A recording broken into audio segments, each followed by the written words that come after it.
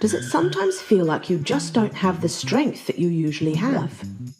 Maybe you can't lift as much at the gym, or perhaps you just can't open that stubborn jam jar in the kitchen. Does it feel like someone's put the handbrake on your muscles? This idea of having a handbrake on your muscles may actually be more real than you think. Well, maybe not a handbrake in your muscles, but a handbrake in your brain, which is what controls your muscles and tells them to contract. Let me explain this a little further by telling you about a study that looked at how chiropractic care may help release the handbrake in your brain. First of all, though, let's look at why scientists may be interested in how chiropractic care may change the way your brain controls your muscles. The answer to this is really simple.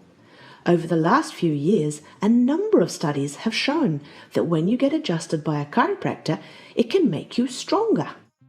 One study reported in a group of students who received chiropractic care that they were actually able to produce 16% more force in their leg muscle after a chiropractor had gently checked and adjusted any dysfunctional spinal segments, or what chiropractors call vertebral subluxations.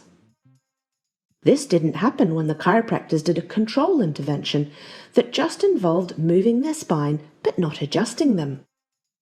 The same New Zealand group of researchers followed up this study in elite taekwondo athletes, and again showed that even in a group of elite, highly trained athletes, a single session of chiropractic care can improve their strength and prevent fatigue. And now they've even shown that chiropractic care can help improve strength in patients who've had a stroke. But what does this have to do with handbrakes in the brain, you may wonder?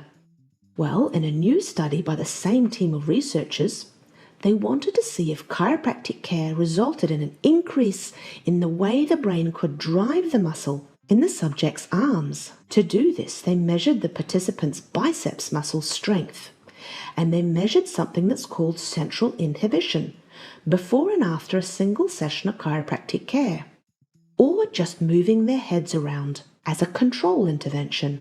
This central inhibition measure is a bit like the brain's handbrake to the muscle. There are two ways the brain can increase the way your muscle contracts. It can either press the gas pedal or it can release the handbrake to that muscle. It's a little bit more complicated than this, of course, because the brain has many gas pedals and many handbrakes to every single muscle in your body. But the scientists wanted to know if a particular type of inhibitory handbrake changed after these subjects got adjusted. The technical term for the method they used to record this type of inhibition was TMS twitch interpolation technique, and it allows them to explore the way the participants' brains are driving their arm muscles. In other words, it measures the degree to which their brain was pulling the handbrake to that particular muscle. What they found was that there was a difference in the degree of central inhibition to the biceps muscle only after they were adjusted, compared to when they did the control movement of the neck. There was less inhibition, suggesting the brain had released the handbrake to the muscle after they got adjusted.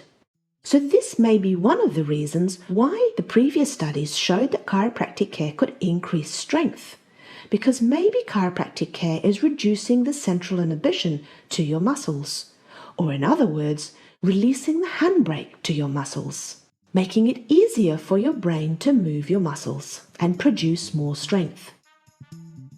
So if you feel like you've got a handbrake in your muscles or in your brain, maybe you should go see a chiropractor and see if they can help your brain release the handbrake so that your brain can more efficiently control your muscles and perhaps even help you get that jam jar open.